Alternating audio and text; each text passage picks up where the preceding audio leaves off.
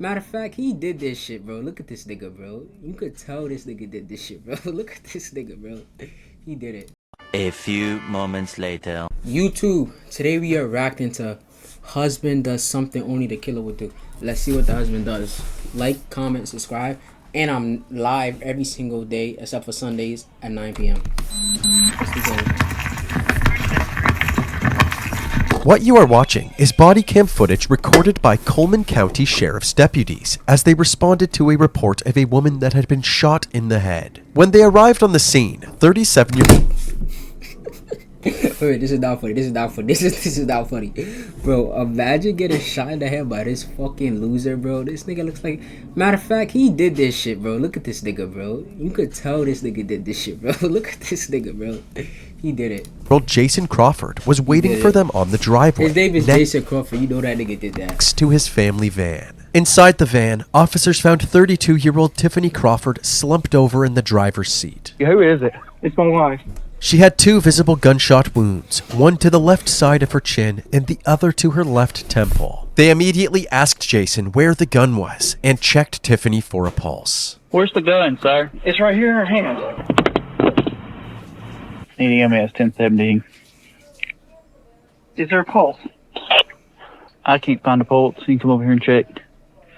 I don't have a pulse. She's right here. She's gone. Tragically, it was clear that Tiffany had already passed away. But there was still hope, as EMS was in hot pursuit to the residence, intent on reestablishing a heartbeat. EMS is on the way, okay? As they waited, deputies asked Jason to explain what happened leading up to Tiffany's death. What happened tonight? We were arguing. I gave her stuff so she can go. Not gonna lie, bro. He probably called his bitch fucking another nigga. That might happen. It might. Let's wait and see. Trust. I didn't let her in the house. The last thing I remember, she said she loved me, and I was going in the house, and I heard a shot, a scream, and then another shot. Here's a slightly more detailed version of what Jason just said.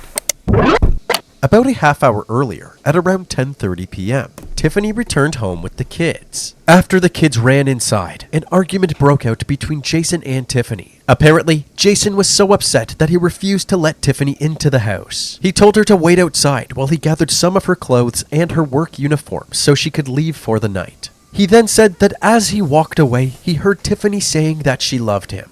Suddenly, he heard a gunshot. Oh, this nigga think he's slick. This nigga, nah, I know he's trying to do. He trying to paint it like she offed herself, you heard? But nah, he did it. He probably caught her sleeping with a neighbor or something. Followed by a loud scream, and then another shot. He quickly ran back outside and found Tiffany curled up inside the van with the door closed. That's when he immediately dialed 911. 911, where's your emergency? I need someone to come out here to my house. Police or medical? My wife was shot. Tell me exactly what's going on. My wife has been shot. She's in her van. Sir, is she breathing? I don't know. Who's she been shot by? Where has she been shot? She's been shot in the head. Who shot her in the head? I'm trying to turn the lights on so I can see. Look. You know this nigga did it because the freaking operator asked him who shot her in the head. Nigga goes quiet and he changed the conversation, bro. He did that shit, bro. It is 100%. This nigga Jason did it. You can't trust a nigga named Jason. Don't care. Done at. It's laying beside her. Clearly, Jason was acting suspicious from the second he dialed 911. Instead of answering who he believed shot his wife, he just let out an airy sigh and moved on. Yup, Who shot her that in the out. head? Look, silence, not how you I need quiet. someone out here, please.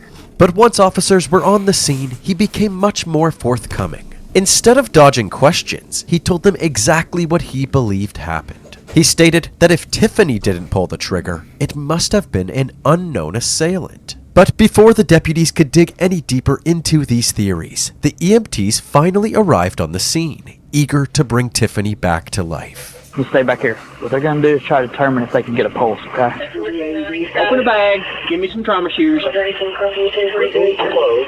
clear of patient. Analyzing heart rhythm. Check airway. Check breathing. Check circulation. Analyzing heart rhythm. Check circulation. As Tiffany was receiving medical care, the deputies decided to follow up on some of Jason's statements. They wondered if an event like this was predictable for Tiffany. Mr. Crawford? Yes, sir. How old is Yo, she? I'm not gonna lie to you, bro. I'm not gonna lie to you, bro. You must be a fucking psychopath, bro. How do you shoot your own fucking wife and then sit there like nothing happened, bro, and just act normal, bro? Like, genuinely, you must have something like mentally that's not clicking up there. He's about 33. Right now, Is there a fault? they're working on her. I didn't feel one, but they're working on her, okay? There. Is that her gun that she kept with her? Yes, Or she kept it in the door. any kind of mental problems in the past? No. I mean, she's seeing a counselor. I didn't know that till today.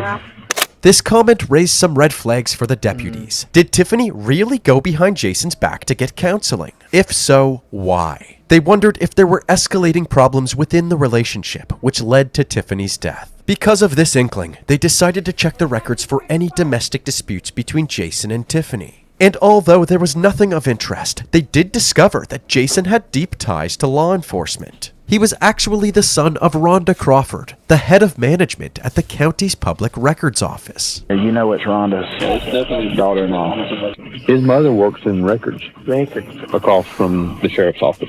Oh, shoot. Rhonda was then called to the scene, and just as she arrived, at 11:38 p.m., EMS... Yo, imagine if his mom was on the hit, bro. Imagine if his mom was like, yo, Jason, tap her in the fucking head, put the gun in her hand, and pretend she offed herself. Jason, come on. You know I told you better, Jason. Come on. officially declared Tiffany deceased. Oh, Dan. Sounds it now, Jess. 2338. Doctor at CLNC just told him to call it. Jason and Rhonda immediately started calling Tiffany's family to deliver the tragic news. While they did, investigators examined the van for any potential clues. They discovered fingerprints on the pink revolver, 2 spent bullet casings, 2 expended, 3 live. blood spatter, and a journal that belonged to Tiffany. They also found gunshot residue on Tiffany's hands and clothing. They collected all of this evidence for forensic analysis. While speaking... Yo, this nigga smart, bro. He put fucking the gunshot residue on her shit too. I ain't gonna lie. Told you, his mom told him. Speaking to the neighbors, investigators learned that Tiffany was heavily involved in volunteering at local community events, and was even the founder of an online group called Mothers Helping Mothers. MHM is a community for all moms of all walks of life. It doesn't matter your background, we want to be there to love and support you. We're there to laugh with each other, to love each other, and to just build you up in everyday motherhood. Considering how dedicated and passionate she was about her community, authorities wondered who would want to kill Tiffany. I'm not gonna lie, boys. It's just me, but I ain't gonna lie, bro. She not that chop. Like, I know this might be fucked up because the nigga killed her, but I ain't gonna lie. She not that bad looking. Like, it's like I ain't gonna lie. Like, this a calm 6'7". I mean, like, man, if she was alive, I'd hit me personally, but I ain't gonna lie. She not that bad. And why? After inspecting the body on site, the coroner believed that the presence of 2 bullet wounds meant that this was almost certainly a homicide, and that the gun must have been placed in her hand after Tiffany was already dead. Tiffany's body was then transported to the Alabama Department of Forensic Sciences for an autopsy. The next morning, on May 3rd, 2017, the case was handed over to the Alabama State Bureau of Investigation, and Detective Joe Parrish was put in charge. To begin his investigation, he planned on taking a look at Tiffany Crawford's van for himself. But to his surprise, the Coleman Sheriff's Office had already returned the van to the Crawford family the night before. Parrish was still able to quickly track down the vehicle and examine it. But strangely, Jason had already thoroughly cleaned it. And apparently, he had actually gotten permission from the sheriff's office to do so. Jason stated that the reason he cleaned the van so quickly was that he didn't want his kids to see any remnants of the horrible murder that took place inside of it. Detective Parrish confirmed that Jason did in fact have permission to clean the vehicle, but he couldn't help but wonder if Jason received special treatment due to his connection with law enforcement. However, since there wasn't any proof of corruption, he had no choice but to move on with his investigation. He diverted his focus to carefully reviewing the 911 call, and noticed that Jason sounded calculated when answering some of the questions, and may have been avoiding other questions altogether, like this one. Who's she been shot by? See, that's a bad sign right there, bro. That's a bad sign. Please. 7 days after Tiffany was shot dead, Detective Parrish asked Jason to come down to the station for an interview. With the State Bureau of Investigation. During this interview, Jason spoke about his relationship with Tiffany. He explained that this was actually his second marriage, and his first marriage ended abruptly after learning that his wife had cheated on him. He got a divorce and was a single dad to his son Logan for several years. After putting himself back on the market, he met Tiffany, but at the time, she was still married to another man. She eventually got divorced as well, and like clockwork, the two started dating before getting married in 2011. Their marriage lasted more than 6 years, during which they had 2 children of their own, Tristan and Symphony. However, in the months leading up to her death, Tiffany's behavior changed and she started drinking very heavily. There was at one point, about 2.5 to 3 months ago, where she felt like she was probably going to leave. She started drinking more, like she was buying more wine. She would not just drink 2 or 3 glasses, like at least 3 or 4 nights a week, she would almost drink the whole bottle. With trust issues from his last relationship, Jason had a sneaking suspicion that Tiffany was I hiding told you, bro. He probably killed her because he thought that she was sleeping with the neighbor or something. something from him as well, but he hadn't figured out what it could be. Then, just hours before her death, curiosity got the better of him. So he logged onto Tiffany's computer and found messages to her new counselor, complaining about how lazy he is on a daily basis. I logged onto her computer and saw that she had messaged her, I guess her counselor, because it was Lori, talking about me, about he hasn't changed, he's still lazy, doesn't have any drive, he doesn't want to do anything. When I come home from the shop, I'd want to not do anything. She was a stay-at-home mom, so I felt like stuff at the house was her job. To make matters worse, he also discovered messages to another man, revealing that Tiffany was, in fact, having an affair. So what happened next? After I read that, that's when I... Listen, I told y'all from the get-go. I said he probably offed her because he thought she was sleeping around with the neighbor. That's probably why. Nigga, I ain't gonna lie, he probably did. I called her. She denied having sex with him. And at that point, I was getting frustrated and wanting her to come home. And I was like, well, I want you to come home and you talk about this. It was just kept you all on my mind. A few hours later, when Tiffany came home with the kids, Jason went outside and confronted her about the affair. First thing I told her was, you take your wedding ring off. Like calling her stuff. So you ruined our home. She's like, you're no longer part of this. And you ripped the heart completely out. You destroyed this. You destroyed her marriage. You destroyed everything. As we mentioned earlier, Jason refused to let her into the house and told her to sleep somewhere else. She wanted her stuff because she needed to go to work tomorrow. So I went back in to get them. I walked to the house. I was going in the house. I had just shut the door. Like I said, then I heard the shot. It was like one of those horrific screams that it sounded like something from a horror movie. How long between the shots we're talking? Like, it was like, well, scream and the shot. And then like the last shot, the scream was over. Notice Jason's hand position while recalling the moment that shots were fired. Rather than knocking on the table with his fist or an open palm, he points his index finger as if he was holding the gun himself. The detective saw this as a telling sign that Jason was actually holding the gun when shots were fired. While Detective Parrish continued questioning Jason about the details of that night, there was one detail that stood out. Was she left or right-handed? She's right-handed. Right-handed. Yeah. Tiffany being right-handed is significant because the weapon was in her left hand when deputies arrived at the scene. Where's the gun, sir? It's right here in her hand. This finding further indicated that the crime scene had been staged. She ever shot left hand? Dummy. So dumb. What y'all did the range? No, not really. Oh. The only thing I could think of was just because it was right there. She just reached and grabbed it. Did you shoot your wild? No, sir. No. Okay. The interview was wrapped up, but before leaving the station, Jason surrendered his phone to the authorities. However, the phone was clean, as there was nothing incriminating on it. 19 days later, there had been no new developments in the case, so Jason was brought back in for further questioning and agreed to take a polygraph test. A test has begun. Please remain still. Did you shoot Tiffany Crawford? No. Did you shoot Tiffany Crawford in the head? No. Did you shoot Tiffany Crawford inside that van? No. The polygraph test was concluded, and the examiner was certain that Jason was being deceptive. Your reactions were off the chain. Okay. You're saying that there's no way that you shot your wife. Correct. Even after being called out for his deplorable polygraph results, Jason continued to firmly maintain his innocence. I don't want to hear that I didn't shoot my wife, because I know that's a lie. He then did something. I ain't gonna lie, he shot his wife. That nigga lying. Just look at this nigga. This nigga look guilty as fuck. This nigga is lying. This nigga did that. Think we almost never see in an interrogation. He clarified that he wasn't under arrest and walked out. I can get up and leave because I'm under arrest, right? You listen to me, huh? Walk out there.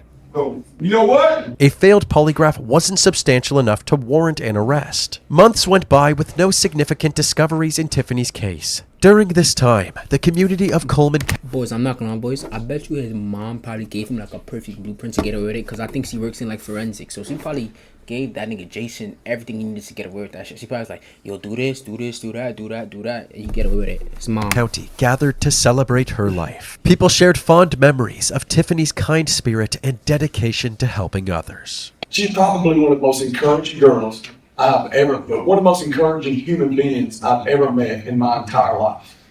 I have always said that Tiffany and I are like two peas in a pod.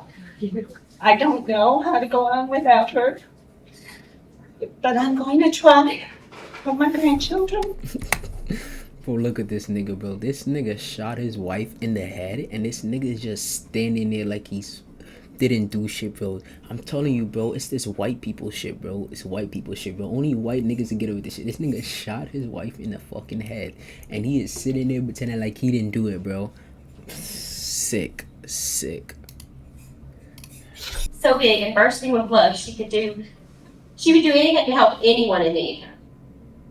So kind and caring and compassionate. With the help of Tiffany's friends and members of Moms Helping Moms, a bench in Sportsman Lake Park was dedicated to Tiffany. This weekend, Tiffany's friends dedicated a new bench in her memory in Sportsman Lake Park.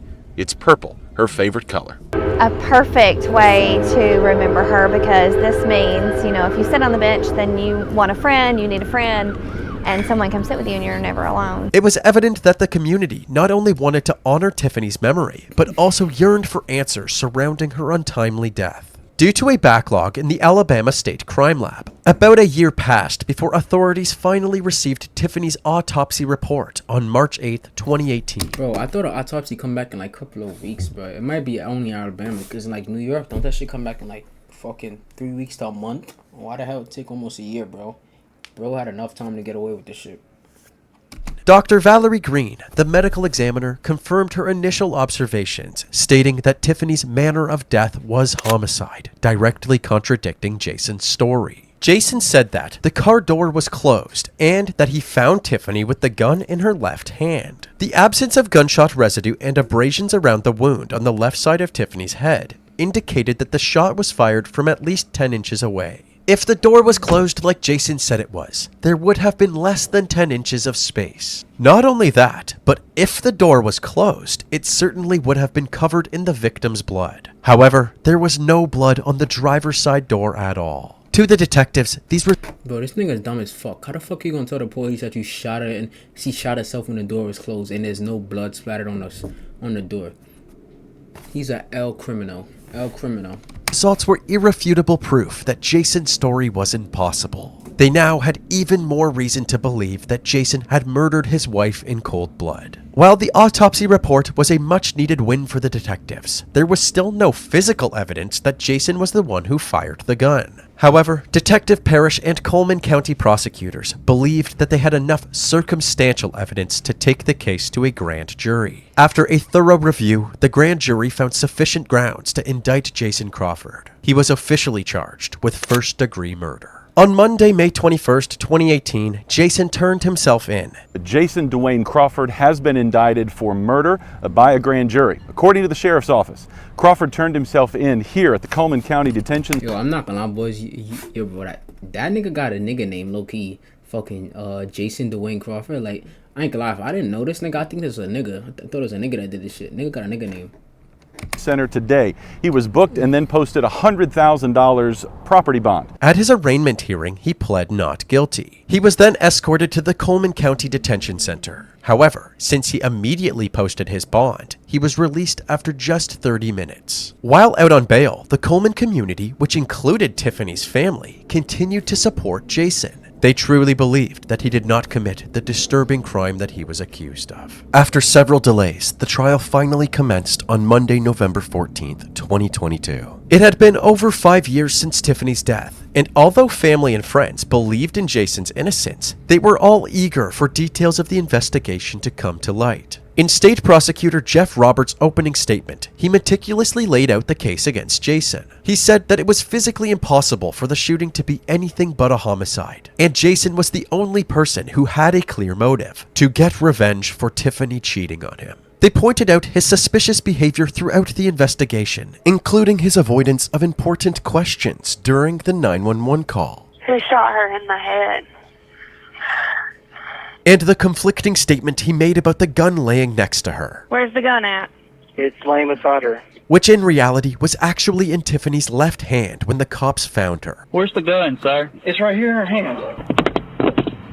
They also pointed out that he refused to be tested for gunshot residue and cleaned the van spotless as soon as it was released back to him. The state called DNA analyst Angela Fletcher to the stand. Since only a trace amount of male DNA was detected on the gun, she couldn't confirm whether or not it belonged to Jason. The prosecutor suggested that there was hardly any DNA on the gun because Jason had cleaned it before staging the scene. There was also no blood on the driver's side door, which is consistent with Jason standing outside the van and shooting Tiffany while the door was open. However, the defense argued that there was still no physical evidence to directly link Jason to the shooting. They believed that the I'm not gonna lie, this nigga did it. It's time to say goodbye, nigga. You going to jail. I'm sorry, gang. You getting booked. You did that shit. It's okay. It's okay. You did it. You did it. You thought she probably was fucking your best friend. You off the pipe on her. Because you caught her cheating. You did it, gang. Come on, gang. Just cop the plea. Stop this running around, gang. You did it. And not wrong. Hey, no, something is definitely wrong with you killing your wife, but you did it. Competence of the sheriff's office is why Jason was never ruled out as a suspect. For example, the trace amount of male DNA could have belonged to an unknown assailant, but the deputies had tunnel vision on Jason and didn't properly investigate that possibility. I don't have YouTube Premium, boys. I don't have YouTube Premium. Emphasized that the police should have forced Jason to be tested for gunshot residue. They also should have searched for any bloody clothes inside Jason's house. The defense also claimed that Jason was inside the house when the shots were fired, which was corroborated by Jason's eldest son during his testimony. To address the claims from the prosecution's medical examiner, the defense hired their own medical examiner, Dr. James Lauridsen. Despite the fact that there were 2 gunshot wounds, he believed that this was not a homicide. While one half of the defense's case was tackling the accusations against Jason, the other half focused on Tiffany's state of mind at the time of her death. It turned out that Tiffany's friends confirmed Jason's claims that she had been drinking excessively. Apparently, she was upset because the man she had an affair with. Bro, there's no way he beat the case, bro. Imagine he beat the case. No way, no way. It looked like he might beat it low-key. Had recently broken up with her. She even started seeing a counselor to address her mental instability. Her first appointment was the day before she died. Portions of Tiffany's diary were read aloud to the jury. In one of the entries, she wrote that she was trying not to break down. The entry was dated May 2nd, 2017, the same day as the shooting. The last person the defense called to the stand was Jason himself. He spoke with compelling emotion, insisting that he loved Tiffany and vehemently denied any involvement in her death. This testimony seemed like a strategic move to humanize Jason and sway the jury. But there were several moments of inappropriate laughter, which the prosecutor pounced on during cross-examination, questioning his sincerity and emotional state. On Friday, November 18th, 2022, after 4 days of trial, Jason's fate was now in the hands of the jury. After carefully reviewing the evidence, they returned with a Do y'all think he gonna get convicted or not? Cause honestly, bro, I don't know, bro. I think he gonna get convicted though. Okay. verdict. Jason Dwayne Crawford was found guilty of murdering his wife. Jason immediately appealed this conviction, but it was ultimately denied by the Alabama Court of Criminal Appeals. His sentencing hearing was on Friday, March 10th, 2023, and Tiffany's mother Cheryl spoke directly to Jason, saying, "If not you, who? You were there. You know the truth. I pray you will someday find wisdom and strength to speak the truth." After the impact statements were concluded, the judge handed down Jason's sentence. Jason received 99 years in prison with the possibility. Nigga got double digits, gang. I'm not gonna lie, bro. When you get 99 years in prison, do you just, you know what I mean? Like, you do it to yourself? Because at this point, bro, that's not funny, bro. Nigga got 99 years, bro. Like, what do you do, bro? Like, do you, like, just, because you think about it, right? There's no way you're coming home unless you somehow fucking live to like 100 years, bro. And respectfully, how this nigga like 40 something years old? I ain't gonna lie, gang. You might just have to off it low key, cause like 99 years, you might have to like really do it to yourself, cause like I feel like anything over like 15 to 20 years, it's a life sentence. You cook, gang, cause that's so much time you can't get back. So honestly, up the pipe on yourself, really. Of parole after serving 15 years. He is currently serving his sentence at the Kilby Correctional Facility in Montgomery, Alabama.